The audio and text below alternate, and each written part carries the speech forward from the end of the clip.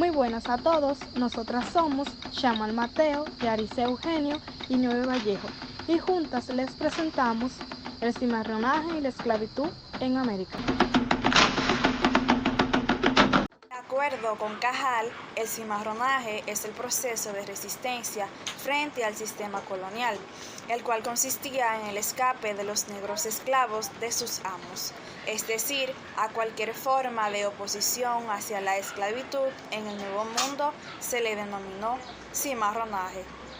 Ya establecidos en algún lugar de las montañas, los esclavos rebeldes conformaban una organización social que inconscientemente tomaba forma de una población autónoma, con sistemas sociales, económicos y políticos a los que se les denominó palenques.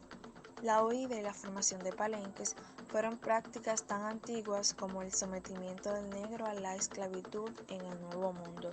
Desde los primeros días de la colonización, los esclavos se rebelaron contra sus amos, huían a los montes para escapar de la esclavitud y convertirse en negros fugitivos, llamados desde ese entonces cimarrones.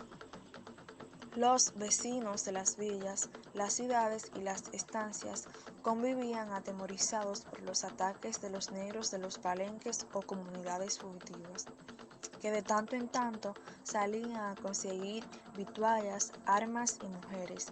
Las actividades de cimarronaje comenzaron tempranamente. Los asaltos a los pueblos de españoles y de indios, al igual que los viajeros que circulaban por los caminos, eran frecuentes. Para los esclavos, escapar definitivamente de la tutela de sus amos y formar palenques con un grupo de sus compañeros constituía el camino a la libertad. Sin embargo, para las autoridades y los propietarios de los esclavos, la fuga de los servicios del amo era considerada el delito más grave cometido por la población negra. Acompáñenme a conocer un poco sobre cómo fue el cimarronaje en Colombia, Venezuela y Brasil. Esclavitud, cimarronaje y palenque en la Colombia del siglo XVIII. Según el autor Anthony Mafalke en 1991, el punto de Cartagena de Indias era considerado el más importante de Nueva Granada por ser el centro del comercio esclavista. Al igual que en otras regiones de América, se establecieron instituciones de servidumbre y cautiverio, lo que engendró una manifestación opuesta, la resistencia y la lucha por parte de las víctimas. La respuesta de los africanos al cautiverio fue mediante la rebelión, ya fuera mediante la insurgencia de escapar de sus amos, otras formas de resistencia menos directas. El cimarronaje hizo su aparición en Colombia desde los inicios de su historia. El mismo consistía en la fuga de los esclavos con el propósito de formar palenques para la resistencia contra la esclavitud. Las comunidades cimarronas establecidas en Cartagena y Santa Marta se sustentaban de una base agrícola y estaban organizadas bajo un liderazgo político y militar definido. Los cimarrones vivían en palenques y, según Jaramillo Uribe, los palenques se convirtieron en parte del patrón de resistencia esclava. Las personas que habitaban los palenques estaban armadas con arcos, flechas y armas de fuego. Los palenques eran protegidos con empalizadas y focos escondidos para no llamar la atención ni de otras comunidades palenques ni de los invasores. El escape de los esclavos representaba una forma de protesta en contra de la esclavitud y una rebelión contra las limitaciones y las condiciones de la misma.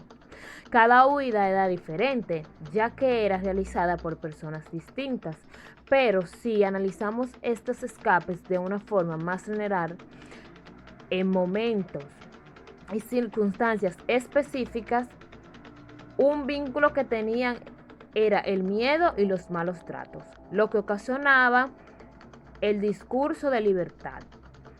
Los esclavos podían escapar individualmente o colectivamente y su principal aspiración al escaparse era poder encontrar alguna forma de resistencia. Esclavitud y cimarronaje en Venezuela. La huida era un acto mediante el cual los negros enfrentaban el esclavismo, a pesar de lo exagerado de las penalizaciones. Esta opción fue adaptada por hombres y mujeres que preferían ser cimarrones, con todo lo que esto implicaba, a permitir ser humillado por el sistema esclavista.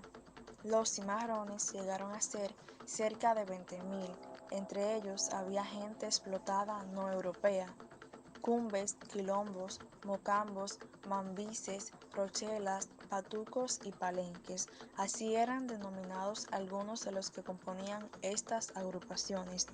Convivían entre ellos y dando resultado a la reproducción entre ellos. Como ejemplo de dicho caso, encontramos la mezcla de negros con indios y con blancos, el cual determinará el mestizaje que constituye la base de la población venezolana. Los cumbes y los rochelas.